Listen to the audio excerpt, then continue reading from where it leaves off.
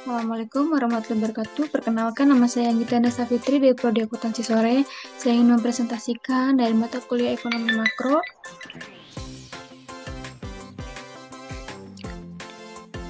Jelaskan ruang lingkup analisis ekonomi makro. Ruang lingkup ekonomi makro meliputi kemakmuran dan resesi, output barang dan jasa perekonomian, serta laju pertumbuhan output, inflasi, dan pengangguran, dan juga neraca pembayaran dan nilai kurs. Ekonomi makro disebutkan memberikan penekanan pada perilaku dan kebijakan ekonomi yang dapat mempengaruhi beberapa kondisi, diantaranya satu, perilaku konsumsi dan investasi, yang kedua, faktor penentuan perubahan, yang ketiga, upah dan harga, yang keempat, kebijakan fiskal dan moneter, yang kelima, faktor stok uang beredar, yang keenam, anggaran belanja pemerintah, yang ketujuh, suku bunga, yang kedelapan, utang pemerintah.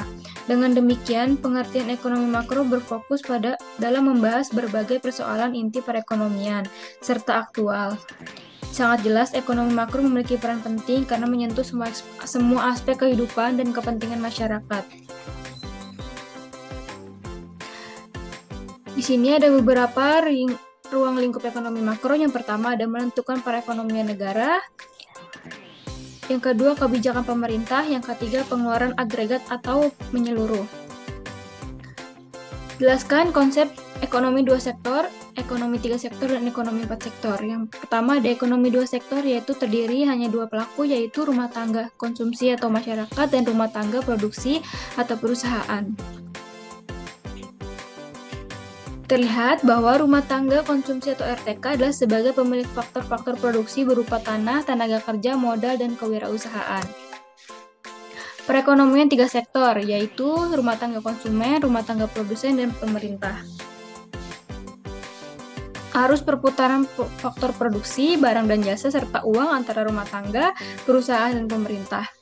Anak panah yang menuju ke kotak pemerintah berarti menerima pemerintah. Penerimaan pemerintah tersebut berupa pajak, misalnya pajak penghasilan, pajak pertambahan nilai, serta pajak bumi dan bangunan. Selain itu, pemerintah juga menggunakan faktor produksi dari barang serta jasa yang dibutuhkan untuk kegiatan ekonomi pemerintah. Anak panah yang menuju ke rumah tangga, pasar, faktor produksi, perusahaan, serta pasar barang dan jasa berarti pengeluaran pemerintah. Pengeluaran pemerintah tersebut dapat berupa gaji, pembuatan prasarana, subsidi, serta pembelian barang dan jasa.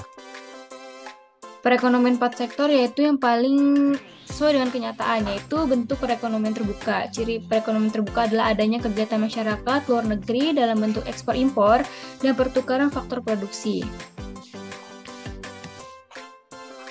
Yang ketiga, jelaskan pengertian ekonomi terbuka dan ekonomi tertutup. Menurut Joseph Papilaya dan Francisca R. Sinai dalam buku Dasar-Dasar Ilmu Ekonomi tahun 2022, yaitu perekonomian terbuka adalah sistem ekonomi yang mengutamakan interaksi dengan dunia luar lewat perdagangan internasional.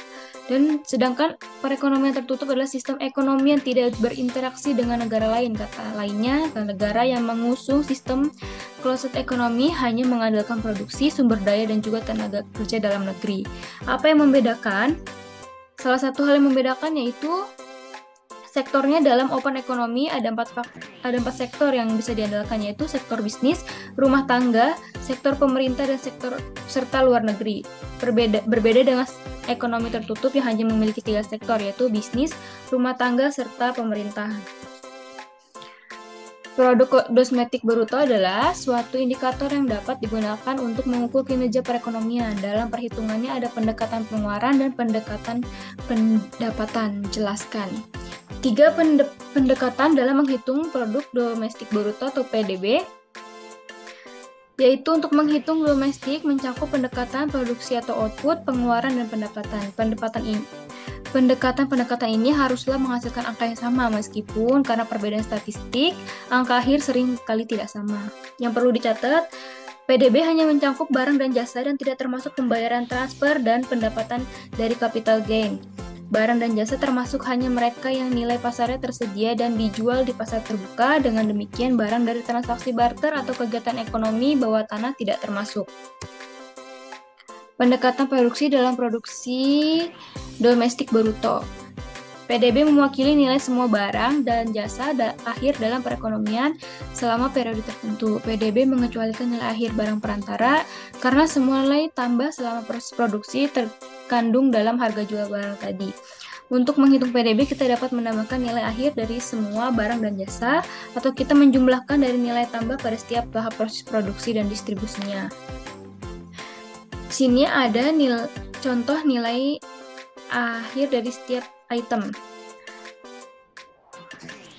Kapas nilai akhirnya 40 dan nilai tambahnya 40, benang 50, nilai tambahnya 10, kain nilai akhirnya 60, nilai tambahnya 10, pakaian nilainya 80, nilai tambahnya 20, jadi total 230 pada nilai akhir dan nilai tambahnya 80. Untuk menghitung PDB, kita hanya memasukkan nilai pasar pakaian, bukan nilai akhir dan setiap input. Dan hal ini PDB sama dengan USD 80, atau kita dapat menjumlahkan nilai dari setiap proses produksinya. 40 ditambah 10 ditambah 10 ditambah 20 dengan hasil 80.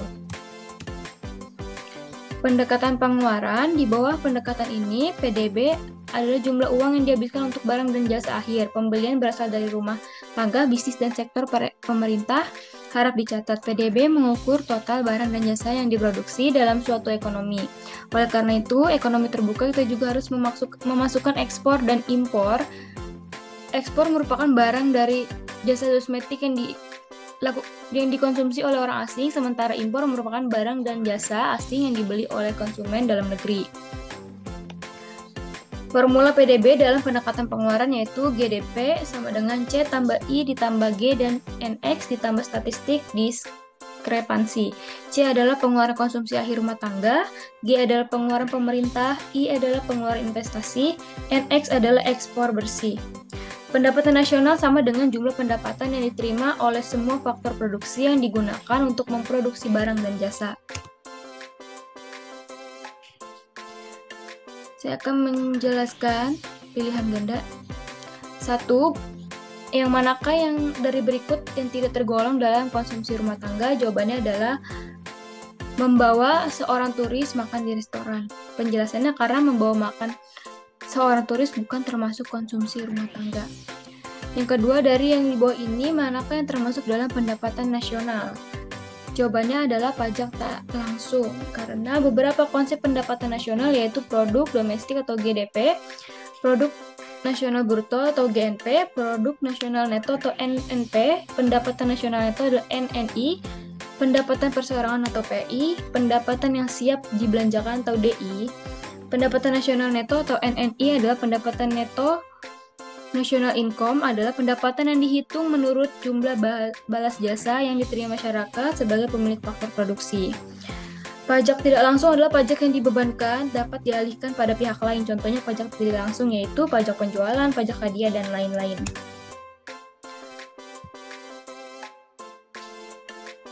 Yang ketiga, transaksi manakah yang berikut yang nilainya tidak termasuk dalam pendapatan nasional? Jawabannya adalah pengusaha roti membeli tepung dari pabrik tepung. Pengeluaran agregat dapat meliputi, jawabannya adalah pengeluaran rumah tangga, investasi, perusahaan perbelanjaan, pemerintah, dan ekspor. Penjelasannya, analisis pengeluaran agregat dalam makro terdiri dari 4 komponen, yaitu pengeluaran rumah tangga, pengeluaran pemerintah, pengeluaran perusahaan, dan ekspor dari impor.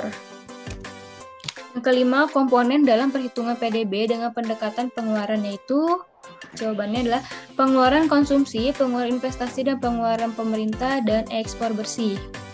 Penjelasannya berdasarkan pendekatan pendapatan, jika dilihat dari perhitungan menggunakan pendapatan, maka komponen pendapatan nasional yaitu 1. Kompensasi untuk pekerja, yang kedua keuntungan perusahaan, yang ketiga pendapatan atas perorangan, yang keempat pendapatan atas sewa, yang kelima bunga dari neto.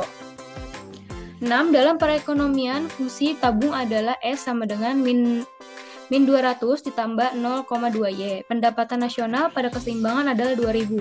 Berapakah investasi dalam ekonomi itu? Jawabannya adalah B, 200. Penjelasannya, S sama dengan min A ditambah 1 kurang B dan dikalikan Y. Diketahui S-nya itu min 200 ditambah 0,2Y, Y-nya sama dengan 2000, jadi min 200 ditambah 0,2 dikalikan 2000, yaitu S sama dengan min 200 ditambah 400, dan hasilnya adalah 200.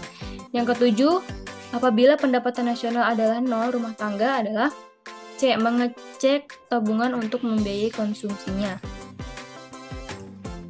8. Langkah manakah yang paling baik untuk mengatasi masalah pengangguran dalam perekonomian? Jawabannya adalah C.